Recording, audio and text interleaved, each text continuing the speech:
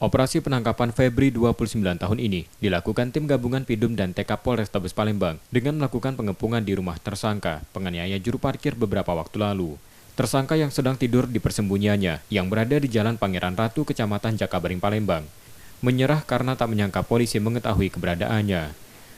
Tersangka diburu polisi setelah sebelumnya melakukan penusukan juru parkir bernama Mada di Pasar 16 Ilir.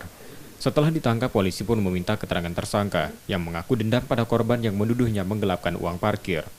Penusukan dilakukan tersangka dengan gunting, dilakukan berulang kali hingga korban terluka. Tersangka kabur dengan menceburkan diri ke Sungai Musi. Nah, awak masih keluarga dia yang nyuruh aku kak, benar gitu. Iya. Kita bergocok ya beb, no ya aku kau ni aku dah. Am kau lawan kita berdua beb, aku kuentengan. Kau tunggu lah jadi tunggu kak. Datanglah ngomong di balon tadi kak. Dikoyoknya ngomong di balon juga. Nah, terus? Dah, macam mana? Aku ni malam tu jenguk dia lagi kerewean. Ya mungkin nggak aku buat tadi. Oh, berarti kejadiannya itu, sebelum kejadian yang kamu bilang itu.